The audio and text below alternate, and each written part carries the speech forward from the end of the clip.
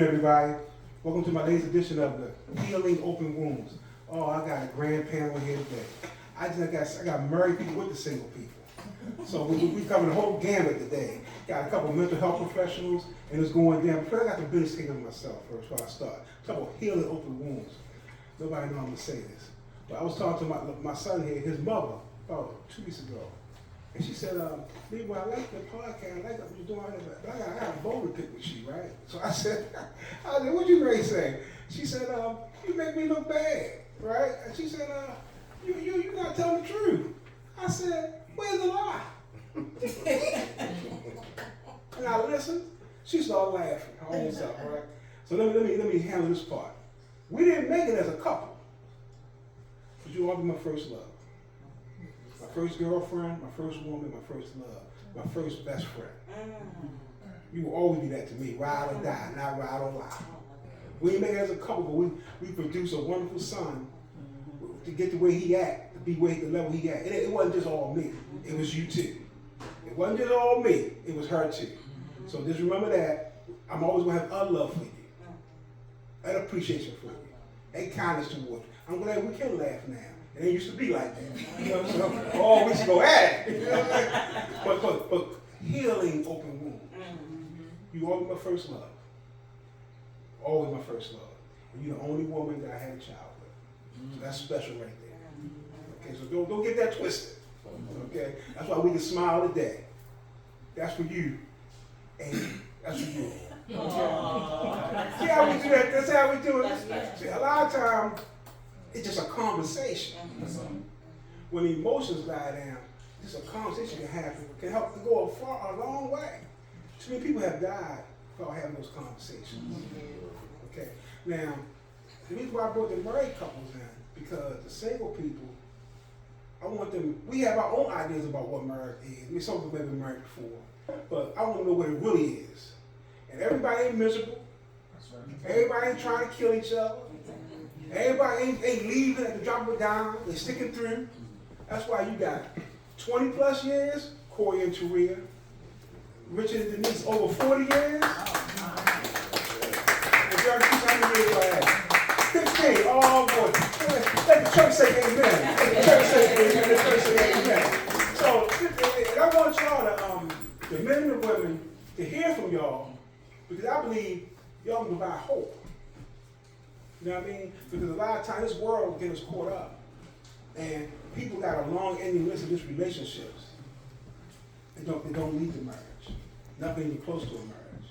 So I want them to see living flesh, marriage working, love working, forgiveness working, apologizing working. Everything that goes, I don't speak for, but everything that goes into a marriage, two people coming together as one. And let me say this. From my stance, you see three couples, they work as one together. All these men right here, let me just get you straight. When their wife ain't nowhere in the room, they act like married men. She ain't nowhere in the room. And that's what I respect. I respect that a lot. That goes a long way with me. Now let's get to the where I'm gonna go at. Healing open wounds. I'm gonna go around and start with Eric. Anything that you've had to heal from or healing from, or any trauma, it could be grief, breakups, how you grew up. How have you healed from it? How have you tried to heal from it, or are you still in it? Go with that. We work our way around. Wow.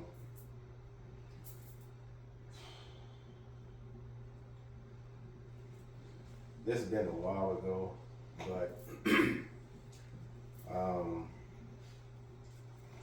one of the things that I had to heal from was how I was brought up. And sometimes people make the mistake of just because you have a mother and father in the home that everything is hunky-dory, everything is great. Right. And it wasn't. And even to the extent that they think just because my dad was in my house, that my dad was a great father, you know. And I'm not saying my dad was totally a bad father, but there was a lot of things that he didn't provide. But it didn't make him less of a man because of that. So let me make that clear. But my childhood was rough because it was 8 of us all together. And my dad, you know, he was coming from a large family himself. And the way he was brought up, it was all about being stern and hard. So that trickled down to us. So my dad, he did a lot of beating. He didn't spare the rod at all. But what was missing was the connection, you know, the talks. You know, my dad talking to me about just growing into a man. Also, my dad wasn't an athletic guy. You know, he was handy with cars and fixing things like around the house and stuff like that. But when it came to being like athletic, that wasn't his thing, you know. Luckily, you know, our era that we came up in, we still had men in the neighborhood who gave us that. You know, we had those people who, you know, if you didn't get in the house, you got it outside. So over the years, and let me just go back a little bit because I got to bring my mother into it. And my mother was kind of non-communication. Both of them were. So I didn't get a lot of the talks or the connection that I would like to have with my parents. So that lasted all the way up until my 30s. By the time I was 30, I wasn't even visiting my parents. And so I just had to have a conversation with a young lady that I had met, just talking about my parents. And she said to me, she said, let me tell you something. She said, you only get one set of parents. And she said, what is it that they could have done so bad that you won't go and see them and talk to them? So I'm pretty much telling her the same thing I'm telling you guys. And she said, well, why are you waiting for them to come to you to talk? Why can't you go to them? Sometimes you have to be the bigger person. And so I did it. I did it. And that was a healing moment for me, because I carried so much anger with me as a young child, because of what I wasn't getting from the house. And also because my dad was, like I said, he was, you know, didn't spare the rod with us. But that was one of my healing moments in my life.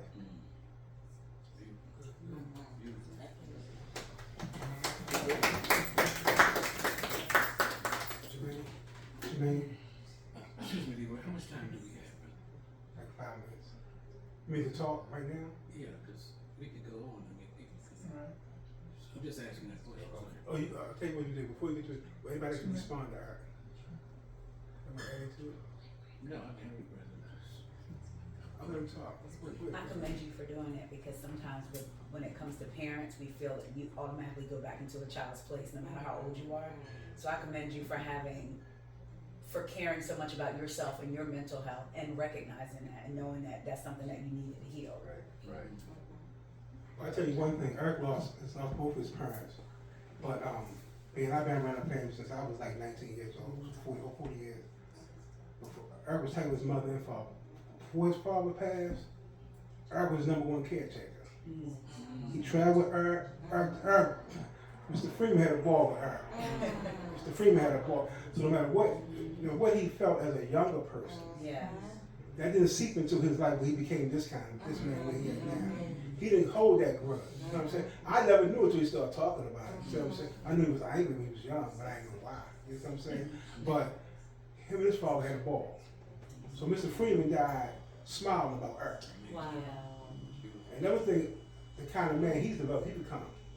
Eric had one of his brothers named Bernard, who I met first. And Bernard was going through a rough period, going through a divorce and everything. And Eric, the younger brother, talked to the older brother, helped him get on the right track. He done soared. His life is catapulted for the right reason, you know what I'm saying? And so, no matter what he went through, I think sometimes what we do is Nobody won't be perfect. And sometimes we sit from a place of, could have done this, could have done that. And I'm not saying that's not valid. But in my reason, in my thinking, when I look at stuff, it could have been so much worse. That's where I gotta put it at. Because some of the people I know how they grew up, they wish they lived in my house. They wish. In fact, when his father passed away, one of our buddies, because he's a barber too, y'all. He ain't just a good-looking guy. He's a barber too. Okay? And I would let him tell this. What did Maurice say to you when your father died?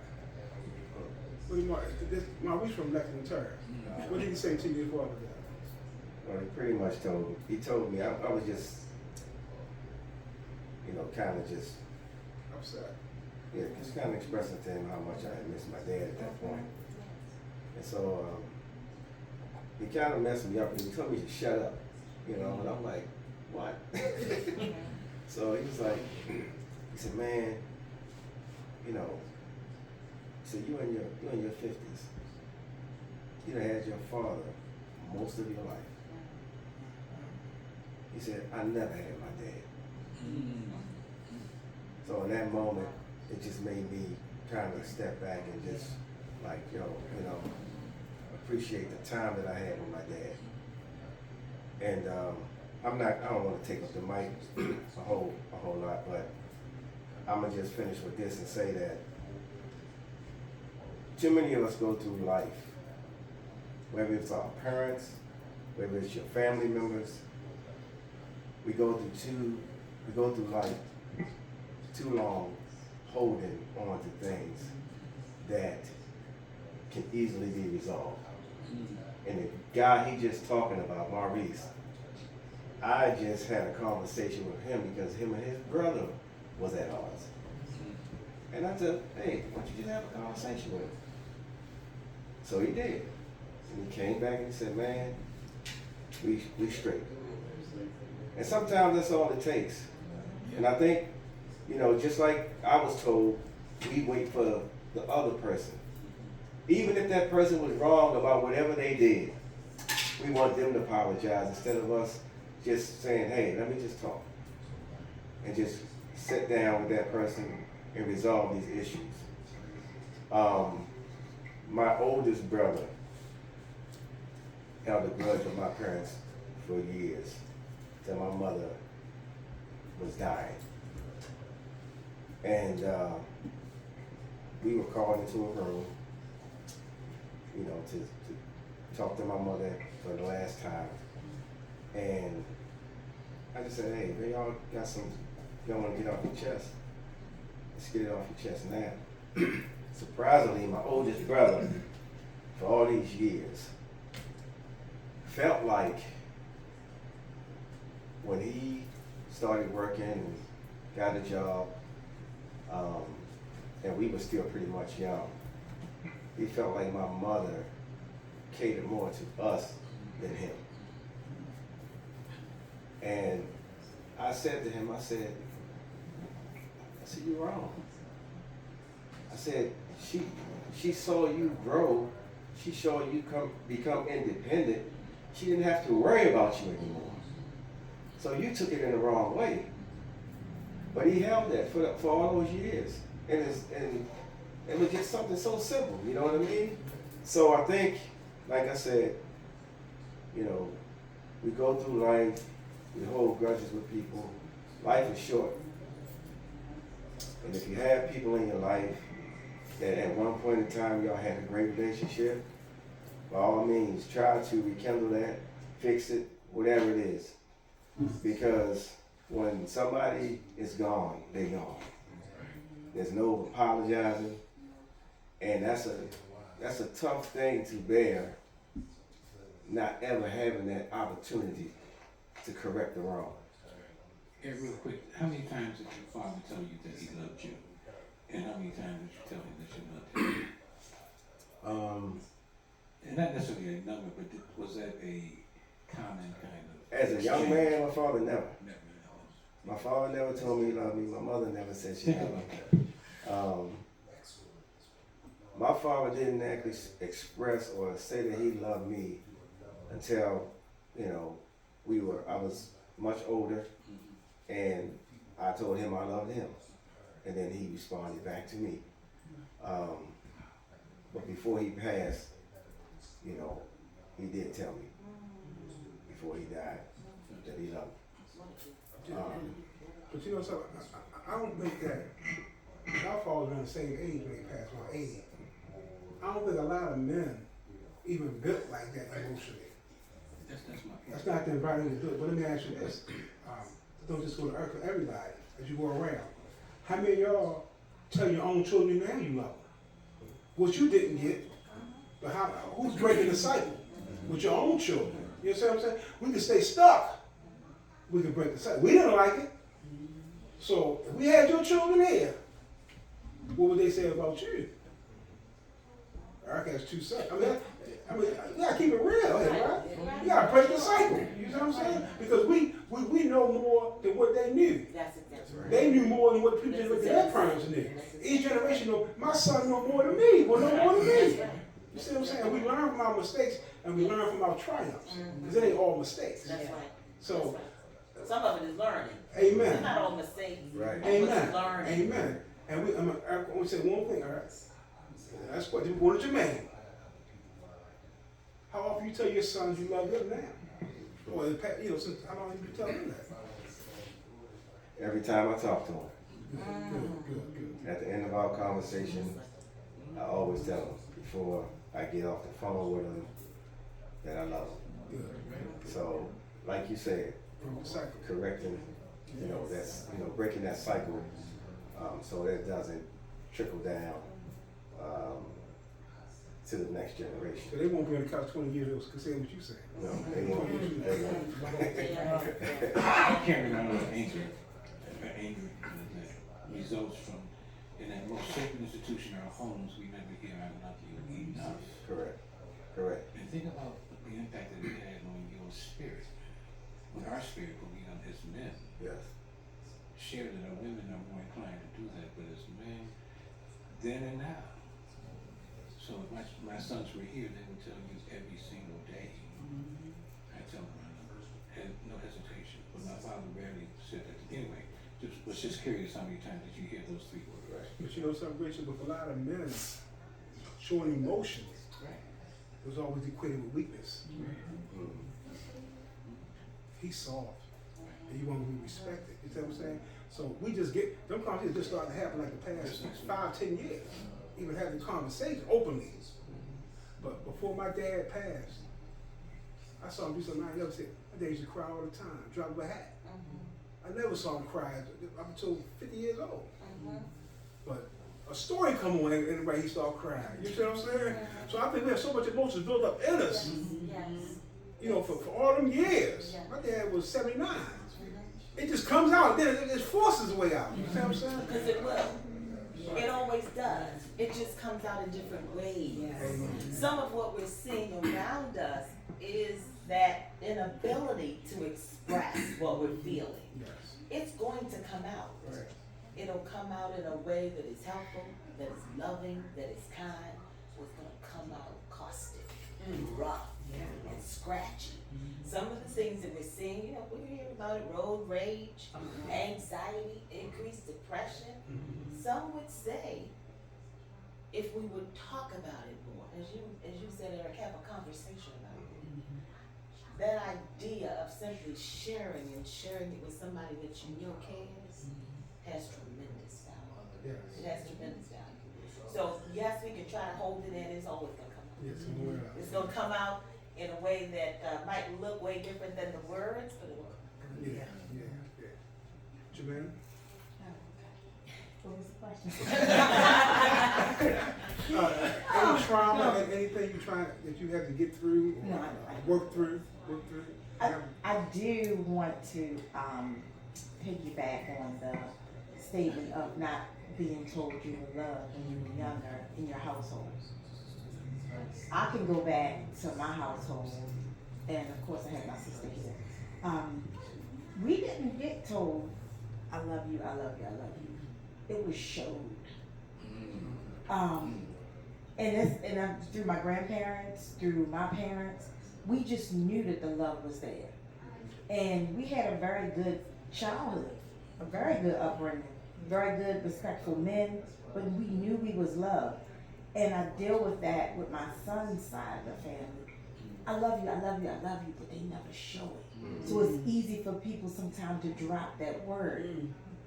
And for me, just my opinion, I was glad that they didn't say it the whole time we was coming up. We knew my parents loved us. We knew my grandparents, my uncles, my aunts. We knew. We still a tight-knit family. We knew the love was there because it was showed through, whether it was making sure we was bathed, was making sure we had a good meal, making sure we was dressed properly for school, making sure we was just went outside properly, you know, making sure we didn't watch certain things, we couldn't watch certain things. You know, I didn't know who Richard Pryor was till I was about 15. I'll be honest with you. I didn't know who he was. You know, so we were brought up in a very wholesome, loving family where love was not told every day, but we knew we were loved.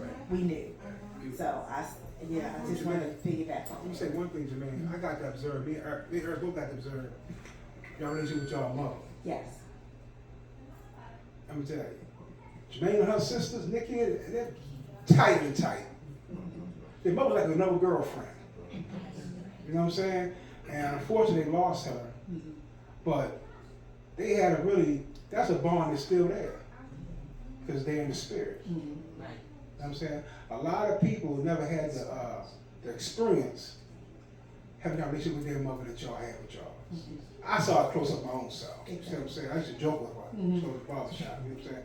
So I think it was beautiful, and I think it is beautiful, and I think her spirit is on y'all.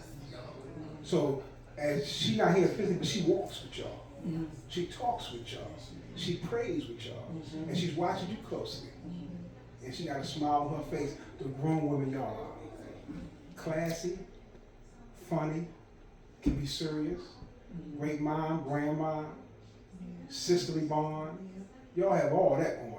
You know what I'm saying? And just honest conversation. That's why I invited you here. Now you go ahead. So the grief that I'm dealing with, the open wound I'm dealing with is the loss of my mom. December 31st, it'll be 2 years. Oof, it's a hard one. My mom, she was our world. You know, she raised 3 kids.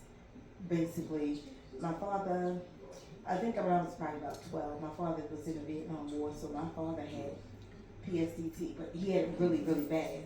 Really bad. So my mother took on, you know, raised up 3 girls.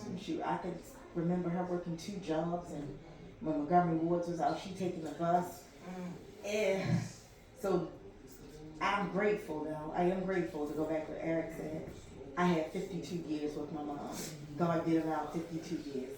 And I'm grateful that she raised me to be the woman that I am today. Because I'm not sitting here, I'm not working at my job because it's just something that I do. This is something that I was taught, something that I watched. I watched my mom get up. The work ethic she had was wonderful.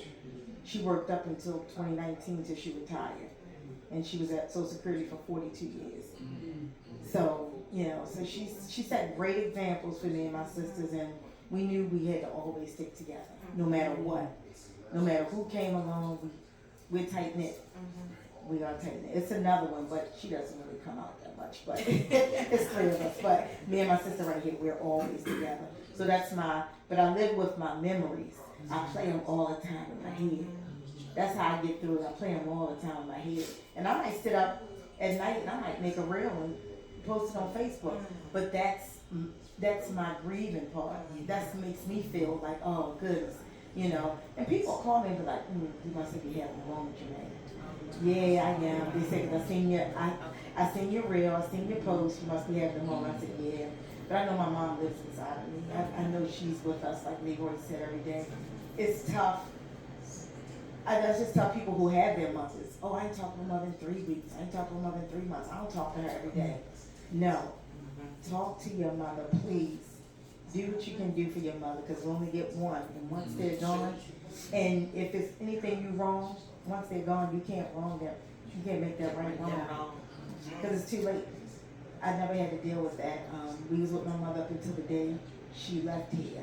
We did everything for her. And she had 3 girls. We never put her in a nursing home.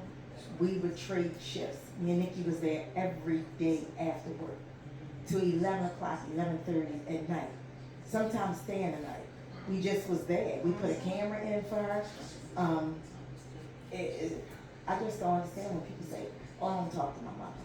And I don't know what their relationship is. I don't know. I don't know the whole story. But I know my story. And it's nowhere in the world. And I'm glad me, my sister, and my other sister, we slept really well when we buried my mom on January 12th of 24. We slept very well, you know, because we did what we supposed to do for our mother while she was alive. We had no guilt, nobody fussing, no angry. Her service was smooth and everything. So that's what I'm dealing with. But I'm getting through, you know, it's still fresh. Hey, this might be key. Wait.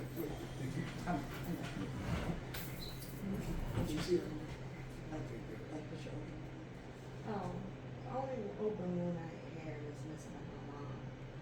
You know, I'm just grateful to God that I got my same time that my sister had with her, my mom, the same way. No matter what, every Mother's Day we still do things in honor of our mother. Thanksgiving, Christmas, we still honor her in a lot of ways. Food, fun, family, you know. I'm just grateful for everything that she done for me when I was young until now. So, Jermaine has become her own manager in the medical field, and like the oldest sister works with the government. So yeah, she instilled in us the work ethic. Go out there and work for what you want, because there's nobody gonna give it to you but you. And there's one time I came to my mother and I had young babies. And I told my mother, I said, I can't do it. I can't do this. This is driving me crazy. And you know what she said to me, y'all? She looked at me and said, if you're not going to do it, who else is? So you might as well dry those tears out and keep it going. Wow. So the open wound on your hand is just missing my mom. And her being the greatest mom. So yes, appreciate each other, love on each other. And I'm grateful to see all the married couples in the room, because we have had families that my mom have been married for 30, 40 years. And I would always tell my sister, how can we be men like our family? We don't know. But just be grateful, be happy, you know. Marriage is all about communication and talking. You know, I lost my husband because he was military a long time ago, but I'm not mad. You know, he's not deceased. He lives in Fayetteville, North Carolina, but he's still my friend. And I'm gonna leave it as that, you know. So Amen. I appreciate it. Dave? Good afternoon, everybody. I'm not the best at articulating how I feel. Let me start with that. So I guess open wound. So to kind of echo a piece of what both of you guys, the 3 of you guys said. So I was fortunate to have both my mother and my father in the house. With that being said, every day's not peaches and cream, and you know, just this life happens, right? Fast forward through the years, you know, I had a great, you know, my parents still alive. I had a great relationship with my dad up until a couple of years ago, and it was kind of, it's weird. It kind of flip-flopped because like for the first 20 years, basically, I had a horrible relationship with my mother, and talking about like this at a certain point, taking the time to have that conversation. I'll never forget it. I was at, I think it was in Empowerment Temple. I don't know if it was the preacher that day but I remember something that Sunday. He said, if you have a problem, whoever you have a problem with, reconcile it while you still have time. And for some reason, it really hit me that day because, like I said, my relationship with my mom at the time was beyond horrible. I'll just say that. right? But I was like, you know what? It was eating at me. So I was like, you know what?